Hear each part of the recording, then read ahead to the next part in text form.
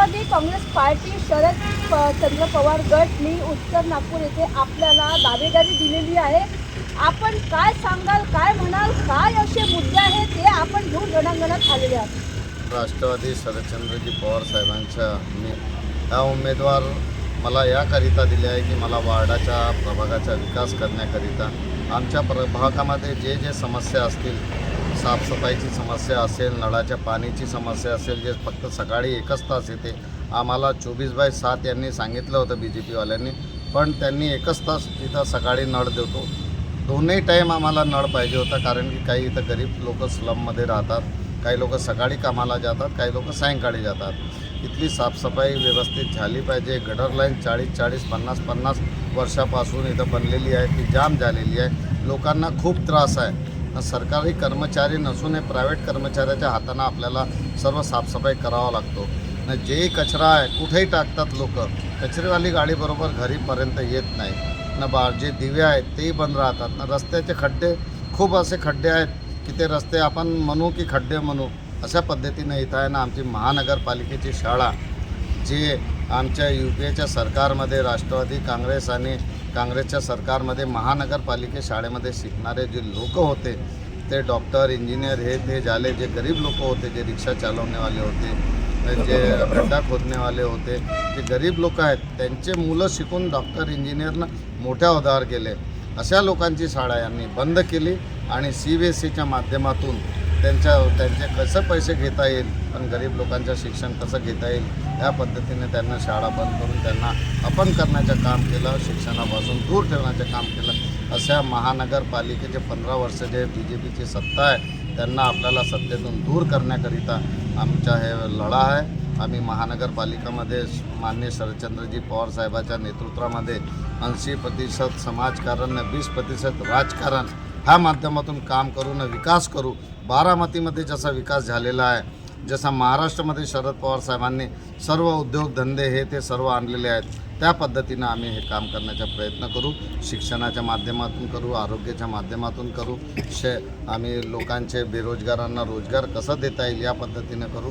अशा पद्धतीनं आम्ही काम करू। लोकांसमोर आम्ही जात आहे ना, लोक आम्हाला खूप छान प्रतिसाद देत आहे। आम्ही काम करत आलो आहे, सर्व कामं आम्ही केलेले आहेत। आरोग्य शिबिर केलेले आहेत, इथं लायब्ररीसाठी आंदोलन केलं, जे लायब्ररी 4 वर्षापासून बंद होती। इथं गार्डन नव्हता, तर गार्डनकरिता आम्ही आंदोलन करून त्याला गार्डन बनवलेला, NIT कॉम्प्लेक्स बनत होता। आम्ही लॉकडाऊनमध्ये लोकांच्या घरी 35 दिवस जेवण चारलेलं आहे। 35 दिवस सकाळी न संध्याकाळ आम्ही आपल्या माध्यमातून जेवण दिलं, न त्याच्यामध्ये आम्ही अन्नधान्य दिलं, सॅनिटायझर दिलं, मास्क दिलं। अशा पद्धतीनं आम्ही काम करत आहोत, कारण की आम्हाला लोकांची सेवा करायची आहे। न सेवा करण्याकरिता आम्ही इथं आलेलो आहोत। आम्ही महानगरपालिकेमध्ये जिंकून आल्यानंतर आम्ही जनतेचे काम करू, ना की आपले स्वतःसाठी काम करू। जनतेचे सेवा करण्याकरिता काम करणार आहोत। आपल्या उत्तर नागपूरमध्ये, आपल्या प्रभागामध्ये खूप मोठा एक मार्केट एरिया पडतो, कमाल चौकचा आतमध्ये खूप मोठं मार्केट आहे। त्यामध्ये बाजारपेठ असो, स्ट्रीट एरिया असो, की त्यामध्ये जे छोटे छोटे जे उद्योग करणारे जे हे आहे तिथे, त्यासाठी आपण काय अशी उपाययोजना करणार आहे त्यांच्यासाठी, की त्यांना जास्त प्रॉब्लेम नाही झाला पाहिजे, त्यांची समस्यावर आपण कसं निवारण करणार? जो मार्केट आहे आपला हॉकर झोन आपल्याला नवीन बनवण्याची आवश्यकता आहे, कारण की लोक रोडावर उभे राहतात। हॉकर्स, त्यांच्याही पोटापाणीचा प्रश्न आहे। पण जेव्हापर्यंत गव्हर्नमेंट हॉकर झोन बनवत नाही, मार्केट सुधारवत नाही, कारण की मार्केटमध्ये लोकांना जायसाठी रस्ता पाहिजे, ना मार्केट स्वच्छ, ना एक व्यवस्थित पाहिजे, त्यांना छत पाहिजे। त्या पद्धतीनं आम्ही काम करणार। ह्या पद्धतीनं आम्ही ह्या पद्धतीनं सर्व विकास करण्याचा प्रयत्न करू। मार्केटला नवीन बनवून त्याचा विकास होईल, लोकांना रोजगार मिळेल। त्या माध्यमातून इथं हॉस्पिटल आहे, त्या हॉस्पिटलचा विकास झाला पाहिजे। महानगरपालिकेच्या हॉस्पिटलचा विकास झाला पाहिजे।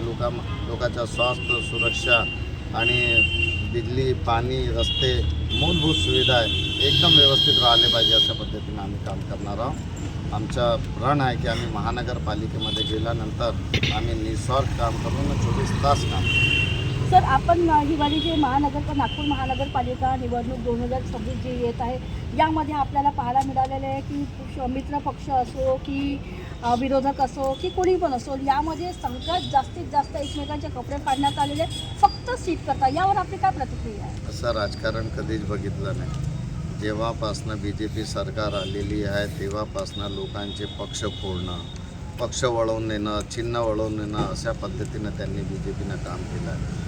तीच पद्धत आता सर्व पक्ष घेत आहे. एका रात्री एबी फॉर्म एकामेकाला देत आहे. पण माननीय शरदचंद्रजी पवार साहेबांचे आम्ही कार्यकर्ता असून आम्ही फक्त तिथंच प्रामाणिकपणेनं जेव्हापासून आम्ही पक्षामध्ये आम्ही 25 वर्षापासून वार्ड अध्यक्षापासून काम करतो. विभागीय अध्यक्ष, सामाजिक न्याय विभाग नागपूर शहराचे अध्यक्ष, आता आणखी उत्तर नागपूरचे अध्यक्ष आहे. मागची निवडणूक लढली होती मी ना, आता मी पुन्हा रणांगणात आहे. हे लोकांनी नैतिकता सोडून दिलेली आहे. फक्त भ्रष्टाचार करण्याकरिता, स्वतःला वाचवण्याकरिता हे लोक पक्ष तोडतात. स्वतःचा फायदा कसा करता येईल ना, स्वतःला कसे आम्ही पैसे कमवण्याकरिता ते कसे धंदे करतील, कमिशन खाण्याकरिता हे लोक सर्व कामामध्ये लागलेले आहेत.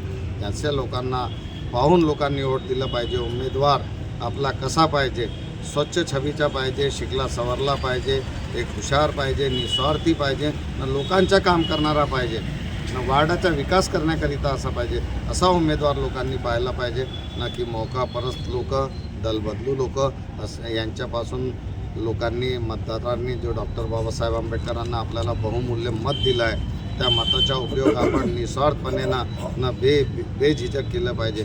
आता तुम्हाला माहीत असेल की बिनविरोध लोक निवडून येऊन राहिले मुंबईला वगैरे. अरे कोणीच त्यांच्या विरोधात कसं उभं राहत नाही. इथं लोकशाहीचा धोका आहे. लोकशाहीमध्ये मैदानात उतरा, ज्यांना लोक निवडून देतील तो नगरसेवक बनतो.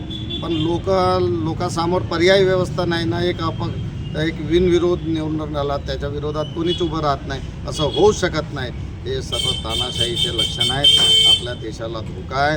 अशा सरकारला आपल्याला सबक शिकवण्याची आवश्यकता आहे ना. आपले लोक सचेत राहिले पाहिजे. जे असे करतात त्यांना सत्तेपासून दूर ठेवण्याची आवश्यकता आहे. सर, येणाऱ्या निवडणुकीच्या अनुषंगाने आपण जनतेला काय एक संदेश द्याल, काय एक आव्हान द्याल? येणाऱ्या निवडणुकीमध्ये तुम्ही पारदर्शकता पाहायला पाहिजे. तुमचा उमेदवार कसा आहे, काय करते, कोणते काम करते, आरोपी आहे की का आहे, हे सर्व बघितलं पाहिजे. कारण की लोकांनी हा धंदा बनवून दिला आहे. कोणत्याही पक्षाची तिकीट घ्या ना, कुठेही उभं राहून द्या. तो कार्यकर्ता असला पाहिजे, सामाजिक कार्यकर्ता असला पाहिजे, राजकीय कार्यकर्ता असला पाहिजे, न की धनाट खूप पैशाच्या माध्यमातून निवडून येणारा बिलकुल नाही पाहिजे. लोकांमध्ये मिळून मिसळून प्रेमळ त्यांचे कामं करणारा असा उमेदवार पाहिजे, जो सर्वसामान्य लोकांना घेऊन चालेल. शेवटच्या माणसापर्यंत त्यांची सुविधा पोहोचली पाहिजे. अशा पद्धतीचे आम्हाला नगरसेवक पाहिजे.